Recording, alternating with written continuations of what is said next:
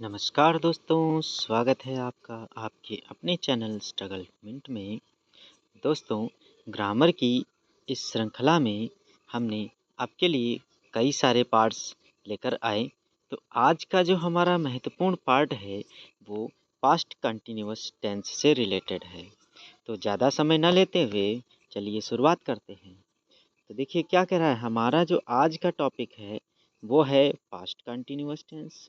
तो इसमें क्या होता है, कैसे होता है, ये आपको समझना है। तो सबसे पहले देखिए क्या कह रहा है कि बीते समय में चल रही किसी सतत घटना को बताने के लिए, क्योंकि कंटिन्यूअस का मतलब ही होता है कि कोई कार्य बराबर चल रहा है, यानी कोई अगर सतत घटना है और वो बीते हुए समय से संबंधित है, तो ऐसे किसी घटना के बारे में अगर हमें किसी सेंटेंस के थ्रू बताना है तो उसमें हम पास्ट कंटिन्यूअस टेंस का प्रयोग करते हैं। तो इसके बाद हम इसकी पहचान को समझ लेते हैं। तो पहचान के बारे में देखिए क्या कह रहा है कि हिंदी के जिन वाक्यों के अंत में, देखिए हमें हिंदी के सेंटेंसेस से समझना है कि जिसमें लास्ट में क्या लिखा हो कि रहा था, रही थी, रहे थे, हुआ था, ऐसे कुछ शब्द आपको लिखे हुए मिलेंगे। तो इसी से आप समझ जाइए कि ये हमारा जो सेंटेंस है वो पास्ट कंटिन्यूअस टेंस से जुड़ा हुआ है। ठीक है, तो अब हम इनको बनाने के नियमों को भी समझ लेते हैं कि पास्ट कंटिन्यूअस जो टेंस है उसमें हमें कौन कौन से नियम लगाने हैं। तो देखिए क्या कह रहा है कि पास्ट कंटिन्यूअस जो टेंस है उसमें बनाने के लिए आपको निम्न नियमों का प्रयोग करना है। तो पहला जो नियम है उसमें देखिए हम आपको सरलतम भाषा में समझाने का प्रयास करते हैं ताकि आपको आसानी से समझ में आए और आप जितने भी कैसे भी सेंटेंस हो आप आसानी से बना सकें। आपके सामने जितने भी जैसे भी सेंटेंस आ जाएं आप इजीली उनको बना सकें। इस प्रकार से हम आपको समझाने का प्रयास करते हैं। तो देखिए बनाने के नियमों को समझ लेते हैं कि सबसे पहले देखिए इसमें क्या कह रहा है कि इसमें क्या होगा कि आपको ही या सी या इट या आई या कोई सिंगुलर सब्जेक्ट यानी कोई एक वचन करता होगा तो उसके साथ में आपको वाज का प्रयोग करना है। ठीक है, एक बार और समझ लीजिए कि अगर ही, सी, इट, आई या कोई एक वचन करता है यानी सिंगुलर सब्जेक्ट है तो उसके साथ में आपको वाज का प्रयोग करना है। और इसी के साथ दूसरा जो नियम ये कह रहा है कि अगर यू सब्जेक्ट हमारा यू लिखा है या वी है या दे है, इनकी जो हिंदी होती है उनमें आपको क्या करना है, या कोई प्लूरल नंबर यानी कोई बहुवचन है तो उसके साथ में आपको वेयर का प्रयोग करना है। ठीक है, तो इस प्रकार से ये रूल्स हो गए। अब हम इनके कुछ एग्जाम्पल्स को समझ लेते हैं, क्योंकि बिना एग्जाम्पल्स को समझे इन सेंटेंसेस को भी हम समझ में नहीं, हमारे समझ में नहीं आएगा या हम समझ पाएंगे और हमको इनको बनाना कठिन भी लगेगा कि पता नहीं सेंटेंस कैसा होता है कैसा नहीं होता है। तो हम एग्जाम्पल्स के थ्रू इनको समझ लेते हैं। इसके साथ साथ हम इनके जो नियम हैं, जो स्ट्रक्चर है, जो रूल है, उनको भी हम समझते जाएंगे। तो देखिए सबसे पहले क्या करेंगे, हम इस प्रकार के जो अफर्मेटिव सेंटेंस यानी सकारात्मक वाक्य होंगे उनमें सबसे पहले सब्जेक्ट लाना है, फिर वाज या वेयर। जैसा कि हमने आपको पीछे नियम डिस्कस किया है तो उसमें वाज का प्रयोग कहाँ पे किया गया है और वेयर का प्रयोग कहाँ किया गया है, एक बार आप समझ सकते हैं, फिर आप स्ट्रक्चर को आसानी से समझ में आएगा आपको। तो आपको सबसे पहले सब्जेक्ट लगाना है, फिर वाज या वेयर में से अकॉर्डिंग टू सब्जेक्ट यूज कर देना है। ठीक है, इसके बाद में वर्ब की आपको फर्स्ट फॉर्म लगानी है। याद रखिएगा इसमें वर्ब की फर्स्ट फॉर्म का प्रयोग किया जाता है और उसके साथ में आईएनजी का प्रयोग किया जाता है। फिर उसके बाद ऑब्जेक्ट का प्रयोग करना है। तो उदाहरण भी दिखे दिया हुआ है कि वह किताब पढ़ रही है। तो यहाँ पे क्या सेंटेंस हमारा दिया है कि वह एक किताब पढ़ रही थी, बिकॉज ये पास्ट कंटिन्यूअस के सेंटेंस है। तो वह किताब पढ़ रही थी, यहाँ पर था थी थे आपको मिलेगा पहचानने के रूप में। तो अब देखिए कैसे बनाएंगे इनको कि सी वॉज रीडिंग अ बुक।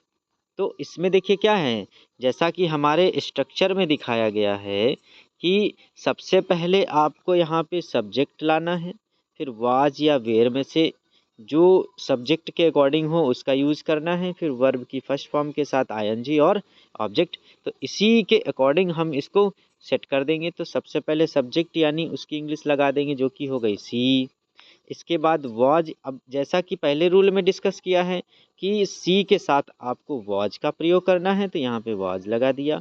फिर इसके बाद में मेन वर्ब जो है, मेन वर्ब क्या है यहाँ पे, पढ़ना, तो पढ़ने की इंग्लिश क्या होती है, रीड। तो रीड के साथ आपको आईएनजी, इसीलिए रीडिंग का प्रयोग कर दिया गया। इसके बाद में ऑब्जेक्ट क्या है, ऑब्जेक्ट है हमारी किताब, तो उसकी इंग्लिश लगा दी ए बुक। ठीक है, तो इस प्रकार से हमारा सेंटेंस बन गया कि सी वॉज रीडिंग ए बुक। ठीक है, अब इसी प्रकार से अगला भी सेंटेंस दिया है कि बच्चे क्रिकेट खेल रहे थे। तो यहाँ पर हमारा पास्ट कंटिन्यूस का सेंटेंस है, तो इसीलिए था थी थे का यूज किया गया है। अगर कंटिन्यूस प्रेजेंट कंटिन्यूस का सेंटेंस होता तो रहा रही रहे और उसके साथ है, हूँ, हो, ऐसा कुछ लगा होता। तो यहाँ पे पास्ट का है, इसीलिए था थी थे का प्रयोग होगा। तो देखिए क्या कर रहा है कि बच्चे क्रिकेट खेल रहे थे। तो यहाँ पे कैसे बनेगा, पहले सबसे पहले हमें सब्जेक्ट लाना है, चूंकि प्लूरल नंबर है इसीलिए इसके साथ में वेयर का प्रयोग करेंगे। ठीक है, बहुवचन के साथ में हमें वेयर का प्रयोग करना है। तो द चिल्ड्रेन वेयर, अब मेन वर्ब की फर्स्ट फॉर्म के साथ आईएनजी जो कि खेलना है, तो खेलने की इंग्लिश लगाई प्ले, उसके साथ आईएनजी लगा दिया और ऑब्जेक्ट क्या हो गया हमारा, क्रिकेट। तो इस प्रकार हमारा जो सेंटेंस बन गया वो ये बन गया कि the children were playing cricket. ठीक है, अब एक और सेंटेंस दिया हुआ है, देखिए क्या कह रहा है कि मैं नदी के किनारे चल रहा था। तो नदी के किनारे चलने का मतलब कि नदी के साथ साथ उसके किनारे चल रहा है, तो इसीलिए अलोंग का प्रयोग करेंगे। तो देखिए कैसे बनेगा, सबसे पहले सब्जेक्ट यानी आई के साथ हमने रूल डिस्कस किया था कि आई के साथ आपको वॉज का प्रयोग करना, तो यहाँ पर भी वॉज दिया हुआ है, तो आई वॉज क्या बनेगा आगे, वॉकिंग। अब यहाँ पे वॉक जो है मेन वर्ब है, उसकी फर्स्ट फॉर्म लगानी है, उसके साथ आईएनजी लगानी, इसलिए वॉकिंग हो गया। और उसके साथ क्या कह रहा है, अलोंग द रिवर, ये हमारा हो गया ऑब्जेक्ट। ठीक है, तो इस प्रकार से अफर्मेटिव सेंटेंस हो गए। अब निगेटिव भी देख लेते हैं। तो निगेटिव सेंटेंसेज में देखिए क्या करना है, सबसे पहले सब्जेक्ट, फिर वाज या वेयर में से अकॉर्डिंग टू सब्जेक्ट जो लगना है वो प्रयोग करेंगे। फिर मेन वर्ब की जो फर्स्ट फॉर्म है उसके पहले आपको नॉट का प्रयोग करना है, और उसके जो मेन वर्ब है उसके साथ में आपको आईएनजी का प्रयोग करना है और ऑब्जेक्ट लगा देना है। तो एक उदाहरणों को भी समझ लेते हैं, जैसे कि पहला दिया हुआ है कि राम घर नहीं जा रहा था। पहला हमारा जो उदाहरण दिया है, देखिए उसमें क्या कह रहा है कि राम घर नहीं जा रहा था।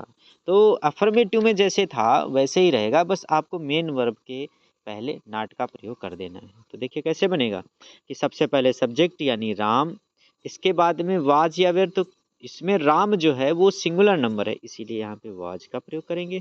ठीक है, इसके बाद में मेन वर्ब हमारी है जाना, तो उसकी इंग्लिश गोइंग लगाएंगे और उससे पहले हमें नॉट का प्रयोग कर देना है। ठीक है, तो Ram was not going to, अब ऑब्जेक्ट क्या हो गया, होम। तो इसीलिए क्या बन गया सेंटेंस हमारा कि Ram was not going to home. ठीक है, इसी प्रकार से अगला भी सेंटेंस दिया हुआ है। तो क्या कह रहा है अगले सेंटेंस में कि बच्चे फुटबॉल नहीं खेल रहे थे। तो बच्चे की द चिल्ड्रेन लगा देंगे जो कि हमारा सब्जेक्ट हो जाएगा। इसके बाद में चूंकि ये प्लूरल नंबर है इसीलिए हमें वेयर का प्रयोग करना है, और उसके बाद जैसे कि आपको बताया है कि मेन वर्ब से पहले आपको नॉट का प्रयोग करना है, तो यहाँ पर भी हमने नॉट का प्रयोग कर दिया, और इसके बाद ऑब्जेक्ट जो हमारा फुटबॉल है उसका इस्तेमाल कर दिया। तो इस प्रकार से हमारा जो सेंटेंस बन गया वो ये बनेगा कि the children were not playing football. ठीक है, तो अब इसके बाद एक और सेंटेंस दिया है कि हम टीवी नहीं देख रहे थे। तो इसको भी ऐसे ही बना लेंगे कि we were not watching TV. ठीक है, तो इस प्रकार से निगेटिव सेंटेंस भी क्लियर हो गए। अब हम इंटेरोगेटिव सेंटेंसेस को देख लेते हैं। तो इंटेरोगेटिव सेंटेंस में भी रूल्स वैसे ही लगेगा, बस आपको क्या करना, अगर इंटेरोगेटिव का फर्स्ट टाइप है तो उसमें सबसे पहले जो है हेल्पिंग वर्ब का प्रयोग किया जाता है, उसके बाद सब्जेक्ट, फिर वर्ब की फर्स्ट फॉर्म के साथ आईएनजी और ऑब्जेक्ट का प्रयोग किया जाता है। ये हमारा स्ट्रक्चर है जो कि बहुत ही ईजिली क्लियर है। ठीक है, तो अब उदाहरणों को भी समझ लेते हैं। तो इसमें देखिए पहला एग्जाम्पल क्या कह रहा है कि क्या तुम सुन रहे थे। तो उसको सबसे पहले क्या से स्टार्ट है यानी फर्स्ट टाइप है, इसीलिए सबसे पहले हमें हेल्पिंग वर्ब लानी है, तो इसीलिए सबसे पहले हेल्पिंग वर्ब तुम के साथ यानी यू के साथ जो है हमेशा वेयर का प्रयोग किया जाता है, तो इसीलिए सबसे पहले इसमें हमने वेयर लगा दिया। इसके बाद में सब्जेक्ट यानी तुम की इंग्लिश लगा दी यू। इसके बाद में यहाँ पर वर्ब है, वर्ब यानी सुनना, उसकी इंग्लिश लगा दी है लिसनिंग।